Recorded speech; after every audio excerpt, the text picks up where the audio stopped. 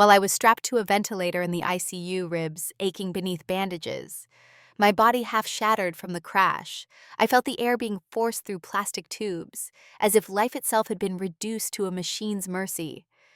The white light burned overhead, sterile and merciless, but the real terror came not from the hospital, but from the shadows standing over me. My father Richard leaned close, his hand sliding to the cord that tethered me to breath. His face was carved in stone lips, pressed tight eyes, hollow of regret. He whispered like a man discussing a chore, "Not a murder. It is time to let you go."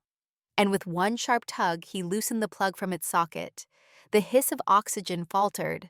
My chest tightened like a fist closing inside my lungs, the monitor's rhythm stumbling into panic. Beside him, my mother Linda did not scream, did not weep, did not reach to stop him. She simply smiled, lips curling, as if she had waited for this moment all her life. Her perfume cutting through the antiseptic air, her silence louder than his threat. I wanted to scream, to claw, to beg, but my throat was bound by the tube and straps pinned my arms. My eyes widened, tears burning sideways into the pillow, my pulse hammering so violently the monitor betrayed my terror. I thought this was the end, betrayal wrapped in bloodline death disguised as parental care. And then, just as the world blurred and the last breath scraped against my ribs, the door blew open with a thunder that shook the sterile room, and everything I feared twisted into something else entirely. I was not born into a family where love was soft or steady, where comfort was a given and protection a certainty. I was born into a house where silence was a weapon and every kindness was a debt. My father Richard ruled with the quiet menace of a man who believed control was proof of love, his eyes always scanning for a reason to criticize, his voice capable of cutting through bone even when he never lifted a hand. He was not the kind of man who raised his fist often, but when he did not speak, when he simply stared, the silence itself became a punishment that lasted longer than bruises. My mother Linda was the other half of the machinery, the woman who knew how to twist reality, until even I questioned whether pain was real. She was a master of gaslighting, her words dripping sugar, as she told me I was imagining the sting of Richard's temper, that I provoked his rages, that if I had been a better daughter, there would have been peace. And when she was not excusing him, she was reminding me that everything I had was because of them, that my meals, my bed, my very breath were debts I could never repay. I remember being 6 years old when she placed a small notebook in front of me and told me it was important to keep track of what family sacrifices I owed. At first I thought it was a game, but each page filled with lines, she dictated groceries, bought clothes, paid for piano lessons canceled because of me. It became a ledger of guilt, and she never let me forget it. Richard would slam his glass down on the dinner table, liquid splattering across my plate, and announce that I should thank my mother for not leaving me in a church doorway, that if she had, strangers might have taken me, and I would be living in filth. Linda would nod along as if the idea of abandonment had been her noble mercy. That was the story I was raised on. You are a burden, and everything you have is ours first. When I was 12, my only refuge was my father's older son from his first marriage, David, who used to slip me candy or tell me stories about his mother's warmth. But by then, he had already distanced himself, exhausted by Richard's cruelty and Linda's venom. And soon he disappeared from the house, entirely leaving me alone in the echo of their control. When I was 14, the dynamic shifted further when my brother Mark was born. Mark was the golden child from the first breath he drew, a son Linda coddled like a prize, a son Richard declared the future of the family. From the beginning, rules bent around him like metal in a furnace. When Mark cried, Linda said I was too loud. When Mark threw tantrums, Richard said I had provoked him. Every mistake Mark made was erased, every indulgence provided, while my own steps were cataloged like crimes. I remember the summer I earned a scholarship to a writing camp, a chance I had dreamed of for years. But Linda told me the family could not afford for me to leave. The truth came out when I saw the camp money had been used to buy Mark a new bicycle. She smiled when I confronted her, said that real love meant sacrifice, that one day I would understand. I understood already. In this house, I was the one expected to give, and Mark was the one allowed to take. The years unfolded like that with me, as the unpaid nanny, the housekeeper, the scapegoat. When I was 16 and wanted to go to a school dance, Linda reminded me that Mark needed a babysitter, and Richard told me that family came before childish things.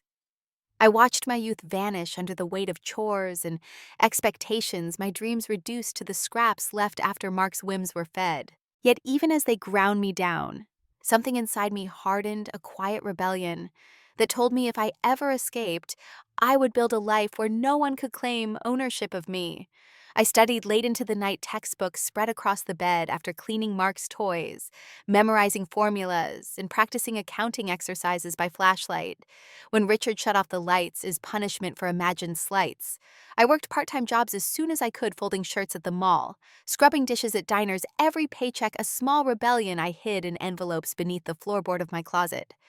And every time Linda found one of those envelopes and confiscated it, calling it rent for the roof above my head, I cried in silence, but swore I would keep trying. My adulthood came not as freedom, but as exile. At 18, when I said I wanted to attend college, Richard scoffed, told me women wasted education, that my place was to support Mark. Linda cried crocodile tears, saying they could not afford tuition. But somehow there was always money for Mark's private lessons, his new electronics, his endless demands. So I worked pieced together community college credits while living in tiny apartments with peeling paint and secondhand furniture. And slowly, painfully, I carved a life that was mine. By 25, I was working in accounting, balancing books for small companies, learning the intricacies of finance. By 30, I was managing teams, earning respect, finally building stability. By 40, after years of discipline, I had saved and invested enough to reach what once felt impossible, nearly $2 million in assets. It was not luck. It was not inheritance. It was sweat and sacrifice, years of meals skipped, nights without sleep, weekends without leisure. It should have been freedom. But freedom is the one thing people like Richard and Linda cannot allow. They sense it like predators smell blood. And just when I thought I had escaped, the weight of their control returned heavier than ever. Because money in their eyes was not mine. It was theirs, always theirs. By the time I turned 40, my life finally looked like something I could claim as my own. I had my modest house in a quiet Ohio suburb, a job as head of accounting at a mid-sized manufacturing company, and a portfolio that I had built slowly, carefully, without fanfare. Years of discipline, of clipping coupons, of reinvesting every spare dollar into safe funds and small ventures, had turned into something tangible. I remember sitting alone at my kitchen table one night, the glow of the laptop reflecting off the numbers on the screen, and realizing I had crossed the line I never thought possible. My savings, retirement, and investments totaled over $1.8 million. It was not a windfall from a startup, not a lottery ticket, not an inheritance. It was mine, my hard work, my proof that I was not the worthless child my parents had insisted I was. For a brief moment, I let myself feel the kind of pride I had always been denied. But peace never lasted long in my family's orbit. I do not know how Linda found out so quickly. Perhaps she had access to Mark's snooping on my social media when I once shared a picture of a new car. Or perhaps Richard had been watching the company reports I sometimes carried home. Or maybe it was something more insidious, that sixth sense of predators, who know when prey has fattened enough to be worth devouring. Within weeks, the phone calls began. At first, they were sweet, dripping with manufactured warmth. "Catherine, darling, I miss you. We should have dinner. Families should not drift apart." But beneath the honeyed words, I heard the sharpened edge. When I ignored her, the voicemails changed. "You think you can keep secrets from us, that money is not yours. It is family money. Without us, you would have starved. Without us, you would be nothing." Richard's voice soon followed, heavy and blunt, like his fists on the kitchen table of my childhood. "Family money, family rules. Do not forget where you came from. Accidents happen to girls who forget." And Mark, the golden child who had never worked a day in his life, chimed in with mocking laughter through texts and social media posts. "When do I get my car, sis? Or should I pick out the house you are going to buy me?" I blocked numbers, deleted accounts, tried to seal myself off. But silence to people like them was not an end. It was an invitation to escalate. Linda showed up at my doorstep one evening, uninvited, sitting on my couch as if she owned the air I breathed. She did not ask. She declared, "The money belongs to family. We sacrificed for you. I ruined my body giving birth to you. You owe us. Every dollar is mine first." Her eyes gleamed with the satisfaction of a debt collector watching interest pile up. I told her it was mine, that I had worked for it, that I had missed meals and slept on floors and clawed my way through every indignity to build it. She smiled the way a mother should never smile at her child, as if I were a foolish girl refusing to share a toy. She said I was selfish, ungrateful. And then she leaned in and whispered the line that froze my veins. "You can fight us, but you will not win. We always finish what we start." Richard backed her up with a grunt, standing in the doorway, his presence filling the room like a threat. He did not have to raise his voice. His silence was enough, the same silence that had once made me sob as a child. And Mark's voice carried from the car outside, laughter echoing as he scrolled his phone, shouting through the window. "So when do I get the keys?" I threw them out that night. It was the first time I had ever raised my voice against them, the first time I slammed the door in their faces and locked it, shaking so badly I had to brace my hands against the frame to keep from collapsing. I thought locking the door was enough. I thought locking my accounts was enough. I thought that finally at 40, I had built something they could not steal. But people like Richard and Linda do not let go. They circled, they waited, they plotted. And in the weeks that followed, I felt the shadow of their hunger pressing closer each day. I began to notice cars following me home from work, headlights too close in the rearview mirror. I began to find my mailbox stuffed with anonymous letters, words scribbled in black ink. Ungrateful, thief, traitor. My office receptionist told me a man matching Richard's description had sat in the lobby for hours without speaking, just staring at the elevators. Linda left gifts on my porch: cookies, flowers, even a framed photo of me as a child. But every offering felt like a warning, a reminder that she could always find me, that I was still theirs in her mind. Mark posted online about his future car, tagging me with laughing emojis, while his friends left comments about how lucky he was to have such a rich sister. My colleagues began to ask questions. Neighbors began to whisper. Linda's gaslighting extended beyond me now. She told everyone in her orbit that I had cut off family unfairly, that I was cold and selfish, that I had abandoned them after they had given me everything. And people believed her. She had that charm, that rehearsed smile. I wanted to believe that if I kept ignoring them, they would get bored, that their hunger would fade. But silence only fed them. The tension grew like a storm waiting to break. And though I did not know the exact shape of what was coming, I could feel it pressing against the horizon. It was not a matter of if, it was a matter of when. And deep down, a voice inside me whispered the truth I did not want to face. My money was not freedom. It was a death sentence. The weeks after Linda's visit felt like living inside a tightening fist, each day pressing harder, until breathing became a conscious act. I tried to keep my routine, commuting to work, burying myself in spreadsheets and audits, but no number on a balance sheet could hide the shadow that stalked me. Richard's car appeared outside my office more than once, parked across the street, his figure visible through the windshield, unmoving, unblinking, a statue carved from menace. My coworkers noticed him and asked if I was all right, but I laughed it off, saying it was just coincidence, because admitting the truth felt like handing them the power to escalate further. Yet the escalation came anyway. Linda's voicemails grew more venomous by the day. One morning she said she loved me, that she wanted reconciliation, that she dreamed of family dinners again.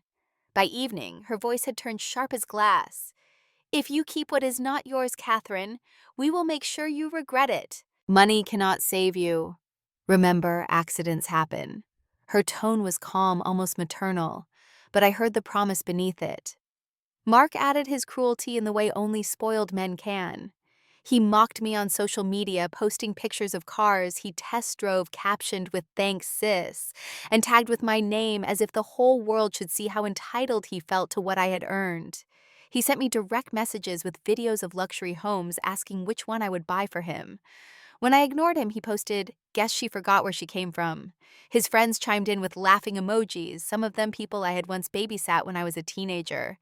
The betrayal was total public humiliating. I tried to go silent to build a wall around myself, but silence to people like Richard and Linda was not resistance. It was provocation. They followed me to the grocery store, their figures appearing in the next aisle, no matter where I turned. Richard cornered me in the parking lot once, leaning against his car, his breath visible in the cold night air.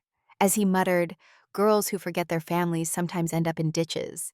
His words were quiet, but his eyes burned with certainty.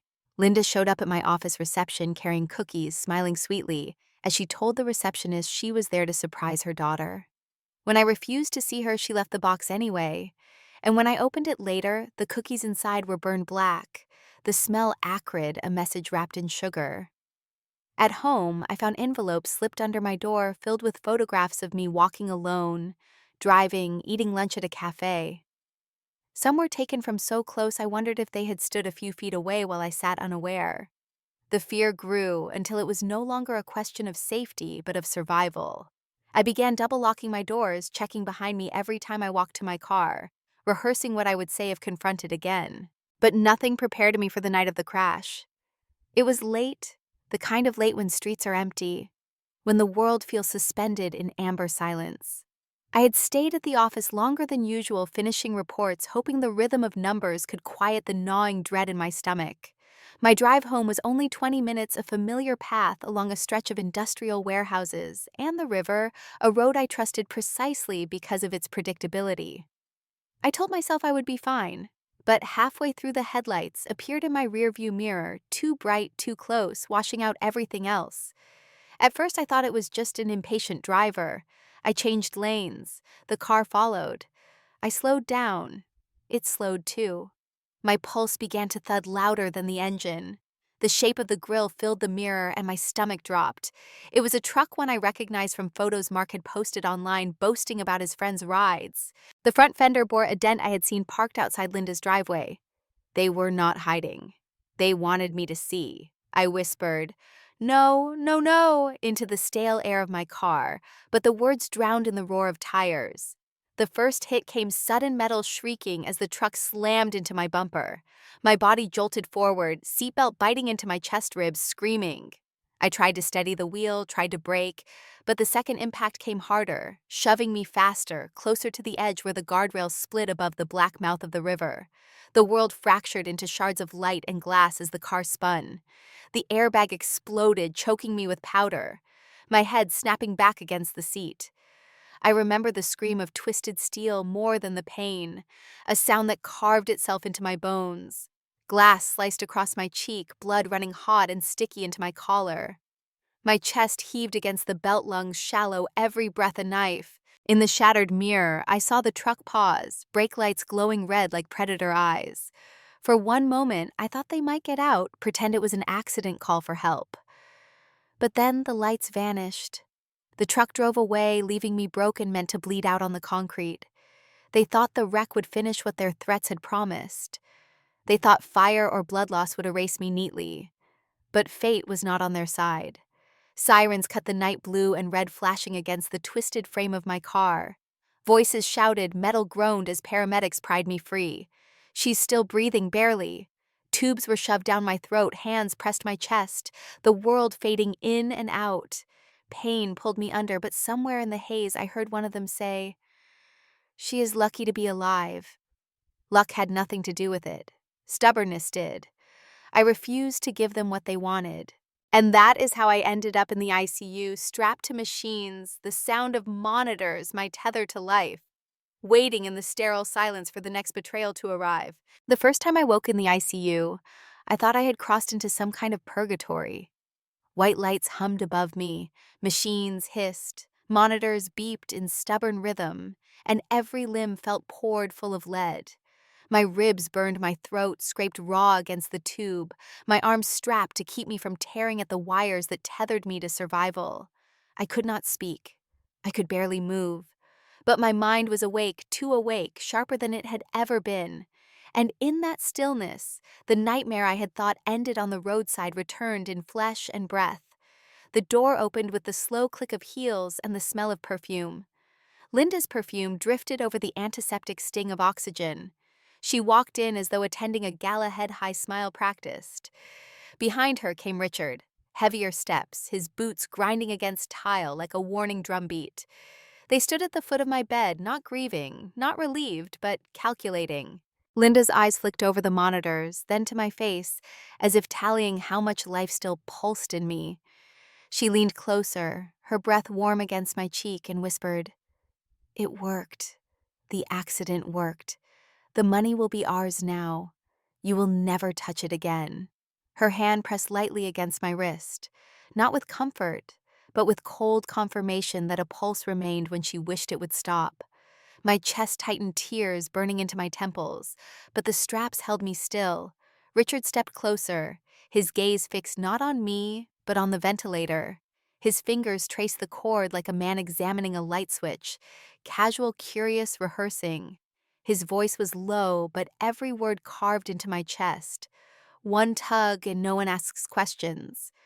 One tug and she slips quietly away. Even the doctors will call it natural. I tried to shake my head, tried to plead, but the mask trapped my voice and the leather straps held my body. My only rebellion was my eyes wide and frantic, screaming in silence. The monitor betrayed me, the beeps racing in panic, and Linda chuckled, turning to Richard. "Do you hear it? Her heart knows. She knows she is already gone." Richard leaned closer until I could smell the coffee on his breath. "Then let her know. Let her know she will not wake up tomorrow." Their laughter was a blade against my skin, cruel in its certainty. I felt the world tilt, fury and terror colliding until tears ran unchecked. And then, just when I thought they would do it, they stepped back. "Not yet," Linda whispered, smoothing my hair with the same hand that had once slapped me raw. "Let the machines do the work tonight. We will come back tomorrow." Their heels clicked against tile like a countdown clock as they left the room. Nurses came and went after adjusting tubes, checking vitals, but they never saw the danger standing in that room when Richard and Linda appeared. To them, my parents played the role of grieving guardians perfectly, tears on cue voices, pitched with just enough panic. But the moment the door closed, the mask slipped and the venom spilled. Richard tested the wires, pressing just enough to make the ventilator stutter, my chest tightening until my vision blurred. Then he released it, smiling as the monitor screamed alarms and a nurse rushed in. He always pretended it was accidental, asking questions about the equipment, feigning concern, while my lungs clawed for air. Linda bent low enough that only I could hear. "You are a burden, Catherine. You should have been gone years ago. Do you think money makes you powerful? Look at you now. Machines and pity. Without us, you are nothing." Each word was poison, each whisper a reminder that their control had never been broken, only delayed. And still I endured. I recorded every insult, every threat in the silence of my mind, a ledger as sharp as the one Linda had forced on me as a child. My eyes became my only weapon. I began to blink rapidly when Richard's fingers brushed the cord, my pulse spiking so the monitor screamed, forcing the nurses to look. Some of them began to notice confusion in their eyes, as if they sensed that something more sinister lurked. But no one confronted it yet. To everyone else, Linda was a grieving mother, Richard a worried father. Only I knew the truth. They were circling like vultures, furious that their prey still twitched. Mark visited once, hands shoved in his pockets, his laugh cruel. He looked at me and muttered, "Why fight it? Dying would be easier for everyone." His eyes were empty of shame, full of hunger. He wanted the spoils of a life he had never earned, and he did not care if his sister suffocated before him. He left quickly, as if even standing near me was a waste of time, but his words echoed like knives. I lay there helpless but unbroken, promising myself that if I survived, every word, every whisper, every hand brushing the cord would be brought into light. I would not let them win. They thought silence meant surrender. They thought the crash had broken more than bone. But silence is not weakness. Silence can be memory, and memory can be weapon. I waited, heart-hammering, for something, anything to shift. And then one day when Richard's hand hovered too long, when Linda's whisper curved into triumph, the door did not open with the careful push of a nurse. It exploded inward wood, slamming against the wall, and the storm finally arrived. The door slammed against the wall with a thunder that made the machine shiver, and for a heartbeat, I thought Richard had finally ripped the cord free, that death had come roaring in with the sound of splintering wood. But then I saw the figures that filled the doorway and realized fate had tilted at last. David, my half-brother from my father's first marriage, the one Linda had spent years turning against me, stood there with fire in his eyes, his presence like a crack of lightning splitting the sterile gloom. I had not seen him in years. He had cut ties after too many battles with Richard's cruelty and Linda's poison. But now he was here, shoulders squared, gaze locked not on me, but on the people who had tried to erase me. Behind him strode Detective Harris, his badge flashing beneath the fluorescent glare, flanked by two uniformed officers, whose hands hovered near their holsters. The air thickened, the beeping of the monitor stuttering in rhythm with the pulse racing in my chest. Richard froze, his fingers, still curled near the ventilator cord, caught mid-act, as if he could still end me before anyone reached him. Linda's face drained of color, the practiced smile faltering into a twitch as she stammered, "Officers, there must be some mistake. We are her parents. We are here to support her." But Harris did not pause. He pulled a folder thick with documents from his coat and dropped it onto the rolling tray beside my bed, the slap of paper against metal louder than any denial. "We have evidence of fraudulent withdrawals exceeding $1.8 million, he said, his voice calm but sharp as a scalpel. "Signatures forged, authorization falsified, and video footage from the bank showing both of you present. We also have traffic camera footage of a truck registered to an associate of your son colliding with her vehicle moments before the crash." Linda gasped, her hand clutching her chest, as if betrayal were unthinkable. But her eyes betrayed calculation, darting between Richard and the officers. Richard growled a low sound like an animal cornered, muttering that it was all a misunderstanding. But David's voice cut through, strong and unwavering. "Step away from her now." He moved to my side, taking my hand in his grip firm, steady, grounding me in a way I had not felt since childhood. His eyes softened when they met mine, and he whispered low enough for me alone, "You are safe now, Catherine. I am here." Tears welled hot and unstoppable, but for the first time since the crash, they came not from terror, but from the weight of hope. Harris motioned, and one officer stepped behind Richard, snapping cold metal around his wrists. The sound of the cuffs locking was a song I had waited my whole life to hear. Richard twisted, snarling that he was being set up, that this was family business, but the detective's voice drowned him, steady and merciless. "You rammed your own daughter off the road. We have the footage. We have the witnesses. This is not family business. This is attempted murder." Linda shrieked, reaching toward me with shaking hands, her voice syrupy sweet, even in collapse. "Catherine, tell them we were only trying to protect you, that you misunderstood. They are twisting everything." But her words were knives dulled by overuse. I stared at her, silent, my tears streaking into the pillow, and in that silence, she saw what she had always feared, that I no longer believed her, that her gaslighting had failed. Harris turned to her, unflinching. "We also have audio from a nurse who overheard you whispering when you thought your daughter was unconscious. Your words, 'It worked. The accident worked. The money is ours now.' Care to deny your own voice?" Linda's knees buckled, her sobs no longer performance but panic. The officers moved quickly, reading her rights as she wailed, insisting it was all lies, that everyone was against her. But no one listened. For once, her charm was useless, her smile shattered. The nurse Abigail appeared in the doorway, her young face pale but determined. "I saw him," she said, firmly pointing at Richard. "I saw him touch the plug." I heard them whispering threats.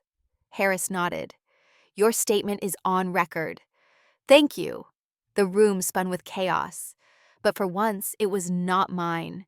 It was theirs. Richard straining against cuffs. Linda sobbing into her hands. Officers pulling them toward the hallway where cameras already flashed like lightning. The monitor beside me kept its stubborn rhythm, proof that I was still alive. Still fighting, tethered not just to machines, but now to witnesses, to evidence, to justice. David remained beside me, his grip steady, his voice low and certain. "They cannot hurt you anymore. You are not alone." For the first time since the headlights filled my rearview mirror, I believed it. I was no longer the trapped child, no longer the silenced victim strapped to a bed. I was a witness, and now the world was watching too. The hallway outside my ICU room erupted into chaos. The moment the officers dragged Richard and Linda through the double doors, cameras flashing like a storm of lightning, microphones lunging forward, reporters' voices colliding in a frenzy of questions. Is it true you staged the crash? Did you steal from your daughter? Did you try to pull the plug? Diane? No. Linda twisted her face away, shielding herself with her cuffed wrists, the practiced composure collapsing as the swarm pressed closer. Richard snarled, his muscles straining against the cuffs, his eyes darting toward me through the glass window, as if I had betrayed him rather than the other way around. For decades, he had looked at me with the certainty of dominance, but now his stare was hollow, stripped of control, the glare of a man watching his empire crumble. Nurses lined the hallway, their whispers cutting through the frenzy. That poor woman. How could her own parents? I lay in the bed watching through the glass, my heart hammering so hard the monitor betrayed every spike of adrenaline. But this time the pounding was not terror, it was release. David stood like a shield at my side, jaw clenched, his presence anchoring me to the reality that I was no longer alone in the fight. Inside the room, Detective Harris spread the evidence across a rolling tray, grainy footage of Richard's truck slamming into my car bank records, with Linda's neat but fraudulent signature, and most damning, the audio file Abigail had provided. My own voice was absent, but hers carried across the tinny recording, whispering words I had never forgotten. It worked. The accident worked. The money is ours now. The press got hold of it within hours. That night, while I lay tethered to machines, local news anchors spoke in tones of disbelief, their faces tight with outrage. Parents accused of attempting to murder their daughter for nearly $2 million. One headline screamed, plastered across every screen in the hospital lobby. Footage replayed on loop, Richard's truck tailing me moments before the crash. The video of his hand hovering over the ventilator cord, Linda leaning in to whisper when she thought I could not hear. Each broadcast stripped another layer from the facade they had built over decades. Linda's tears no longer fooled anyone. Richard's gruff denials sounded like desperation. And Mark, though not in custody yet, was dragged into the spotlight too. Screenshots of his mocking posts about cars and houses circulated online. Proof of entitlement, proof of greed, proof that cruelty was bred, not born. He locked his accounts, but screenshots lived forever, shared by strangers who saw in him the embodiment of spoiled arrogance. Employers cut ties. Friends vanished. The family that had once thrived on reputation and control, now drowned in public disgrace. Yet in the midst of the frenzy, I remained silent. My voice was still weak, my throat raw from tubes. But even if I could have spoken, I would not have. Instead, I chose silence as power. When reporters crowded outside the ICU doors shouting questions, I asked David to wheel the tray of evidence to the glass. I lifted one trembling hand, fingers barely steady, and laid it flat over the paper's bank statements, photographs, signatures. The cameras captured it. A silent gesture, but louder than any denial. The next day's headline read, "Survivor points to evidence, not words." For the first time in my life, my silence was not a prison. It was a weapon. Strangers rallied. Flowers began arriving at the hospital, letters of support from people I had never met. Nurses paused at the door to whisper encouragement. "You are not alone." One set her hand briefly on mine before she slipped away. Online survivors of toxic families flooded forums, saying my story gave them strength to speak. Some wrote that they had been silenced by gaslighting mothers, controlling fathers, spoiled siblings, and that seeing the truth exposed so publicly gave them hope that justice was possible. The public turned my pain into a mirror for their own, and while it was overwhelming, it was also liberating. The weight of secrecy had finally lifted. Richard and Linda had always believed their cruelty would stay hidden behind closed doors, dismissed as discipline, excused as love. Now the doors were blown open, the world peering inside, refusing to look away. In their downfall, I felt not triumph, but clarity. They were no longer myths of power in my life. They were criminals in handcuffs, faces plastered across news feeds, names spat with disgust. And I was no longer their scapegoat. I was the witness who had survived long enough to see the truth dragged into light. The courthouse smelled of old wood and coffee gone cold, a place where lives were dismantled in the measured tones of judges and attorneys. Weeks after the ICU raid, I was wheeled inside my body still weak, my ribs bound in tight bandages, but my mind sharp with the weight of memory. Richard and Linda sat at the defense table, hands folded, clothes pressed, trying to resurrect the image of respectable parents. Linda wore a navy suit, pearls at her neck, her hair pinned neatly as if order could disguise rot. Richard's bulk was restrained by the stiffness of a jacket he wore like armor, his glare fixed on the jury as though intimidation could sway justice. Mark sat behind them, younger, fidgeting, his arrogance slipping into fear as the cameras focused on his face.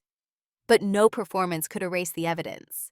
The prosecution stacked it, brick by brick, charges layered, until the weight was undeniable: fraud, conspiracy, attempted murder, identity theft, reckless endangerment. They began with the financial trail bank records, signed in Linda's looping hand authorization forms, forged to drain accounts that were not hers. Screens projected the footage of her and Richard seated side by side at the bank, laughing casually as they filled withdrawal slips. Jurors shifted uncomfortably, eyes narrowing. Then came the traffic footage, grainy but clear enough to show Richard's truck colliding with my car moments before the crash. Gasps rippled through the gallery. Richard clenched his jaw, muttering to his lawyer.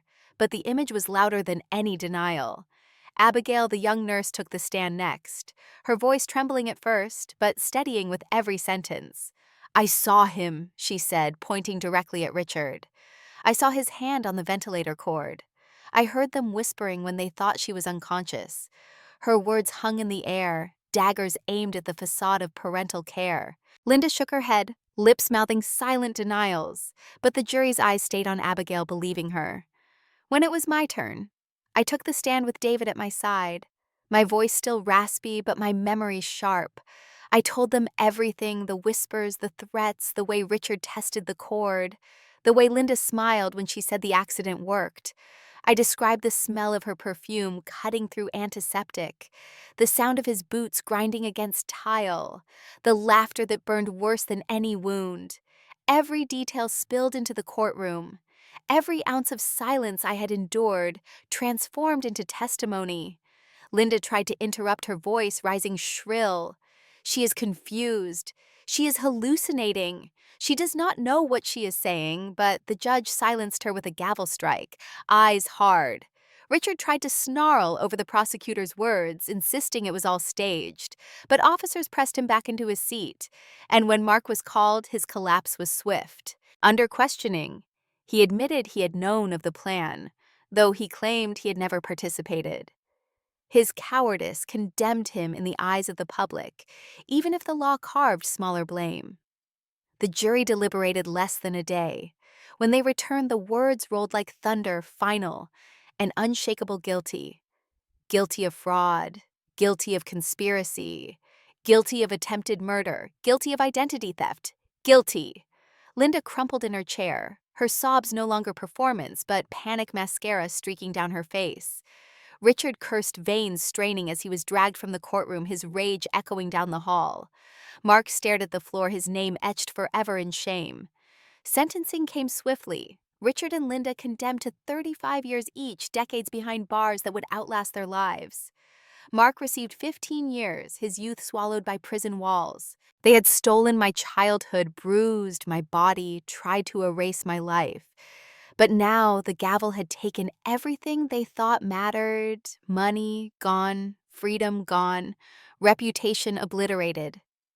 And as I sat there, weak but unbroken, I realized justice was not just a verdict. It was breath in my lungs that they could not steal.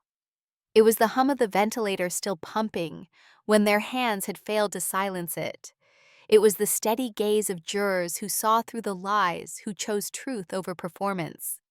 For the first time, the power was not theirs. It was mine. Recovery was not a straight line, not a cinematic leap from courtroom triumph to radiant freedom. It was slow, jagged, full of nights when pain anchored me to the mattress, and mornings when I wondered if survival was worth the scars. My ribs healed in stubborn increments, every breath a reminder of twisted metal, and near death my throat raw from weeks tethered to machines. But even in the weakness, I discovered a new kind of strength, quiet, deliberate, the strength of small acts reclaimed. The first time I walked unassisted across my living room, I paused at the window, lifting the blinds not to hide from the world, but to let the sunlight stream in. The first time I sat at my kitchen table again, I brewed coffee just for myself, inhaling the aroma as if it were proof that I still owned my mornings. Silent actions, but powerful ones. I took the bank card that Richard and Linda had once tried to control, cut it clean in half, and laid the pieces on my counter like broken shackles. David watched with a quiet smile, understanding without words that it was more than plastic. It was proof of separation, a ritual of freedom. Yet revenge for me was not about screaming or gloating. It was about exposure, about telling the truth, so loudly and so clearly that it drowned their lies forever. I agreed to one interview, then another, until my face appeared on talk shows and news specials. My voice trembled at first, but the story carried itself, how my own parents staged a crash, how they whispered over my broken body, how justice had dragged them into light. Strangers listened, gasped, cried, and I realized my pain had become a mirror for countless others. Women in their 50s and 60s wrote to me confessing that they too had endured gaslighting mothers, controlling fathers' spoiled siblings who drained them dry. One letter I held close. Because of you, I told my son no for the first time. Because of you, I chose myself. That was the revenge. Richard and Linda could never touch, the ripple of truth across lives they would never control. I poured part of my settlement into creating the Catherine Moore Foundation, dedicated to helping survivors of financial abuse and toxic families. $500,000 seeded the start, and within weeks, applications poured in, women begging for legal aid, men silenced by manipulative siblings, elderly parents cornered by greedy children. Each story was a reflection of mine, proof that betrayal by blood was not rare, but rampant, and each one fueled my determination. The first time I stood at the podium of the Women's Center, ribs still aching under my dress, I raised my hand. The same hand Richard had tried to still on the ventilator and let it tremble openly. This, I told the room, is not weakness. This is survival. Applause erupted, not polite, but thunderous, a chorus of voices echoing mine. I began to write nights filled with tapping keys, pages spilling into a memoir I called Gaslighted Daughter. When it was published, readers devoured it, and critics praised it as raw, unflinching, necessary. Linda's face appeared in my nightmares less, not because I forgave her, but because her control had finally dissolved into ink and testimony. I no longer feared her whispers because the world had already heard them replayed on every broadcast. Richard's silence haunted me less because his silence now belonged to prison walls, not me. And Mark's arrogance evaporated into irrelevance. His name, a cautionary tale, not a legacy. My true revenge was not watching them rot behind bars. It was standing in front of cameras, in front of strangers, and saying the words they had tried to silence. I survived. My life is mine. I chose myself. Healing came in fragments, planting a garden in my backyard, reading books I had never had time for, cooking meals not out of duty, but out of choice. Each small act felt like rebellion against decades of control. Sometimes I would sit on my porch, tea in hand, listening to the wind, and reminding myself that the only footsteps I heard now were my own.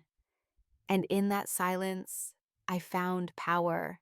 Silent actions, but mighty ones, because they were mine, wholly mine. Time has a way of settling dust, but in the years that followed the trial, the dust around Richard, Linda, and Mark did not settle. It calcified into ruin. Richard, once a man who could silence me with a stare, grew sick inside prison walls, his body buckling under the weight of a heart that had pumped too long on fury and control. He died in his cell 2 years into his sentence, found slumped on the floor, his hands curled as if still grasping for power he no longer had. Linda remained, her hair gray, her voice still sharp, but her audience gone. She filed appeals, blamed everyone but herself, wrote letters claiming innocence, but no one listened. Her charm had rotted into bitterness, her smile stripped of believers. She spends her days pacing concrete, repeating the story of her sacrifices to women who do not care her voice, just another echo in a place full of broken people. Mark served his time and emerged into a world that wanted nothing to do with him. His old friends vanished. His employers shut their doors.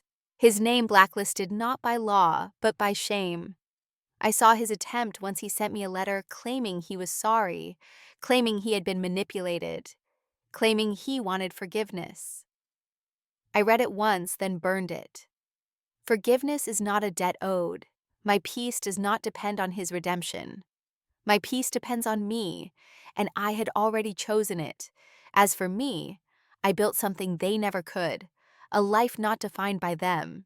The foundation grew, shelters were built, scholarships named, and women walked through doors that once would have been locked to them.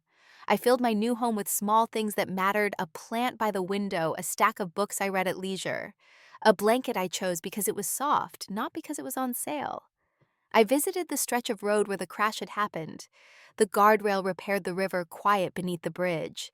I stood there breathing deeply, realizing I no longer saw it as a grave. It was just a road now. They had wanted it to be my end, but I had turned it into a beginning. On the anniversary of the trial, I returned to the courthouse, not for vengeance, but for closure. The walls no longer felt haunted. They felt like proof that truth can stand. David walked beside me, his loyalty steady, his presence a reminder that not all family is poison. Blood had tried to kill me, but chosen bonds had saved me. In interviews, I began to say it plainly. Family is not defined by those who share your blood, but by those who honor your life. People nodded, cried, clapped, because they knew it was true. The letters kept coming, thousands of them, from strangers across the country. Some told me of mothers who drained their accounts, fathers who mocked their pain, siblings who plotted against them. Others told me that hearing my story gave them courage to leave, to speak, to fight. I cried reading them because I understood silence does not protect us. It feeds the monsters. Speaking is survival. Speaking is healing. And so I keep speaking, keep writing, keep planting seeds in places where women like me can find refuge. Healing is not erasing what happened. Healing is carrying it without letting it crush you. I carry Richard's silence, Linda's whispers, Mark's laughter, not as chains, but as proof. They thought betrayal would bury me. Instead, it built me. They thought pulling the plug would erase me. Instead, it ignited me. And now, when I sit on my porch in the quiet evenings, the sun warm on my scars, I think of every woman who has ever doubted her own strength, and I hope my story whispers to them, survival is its own form of justice. Justice is not always enough, but it is possible. And dignity is always worth fighting for.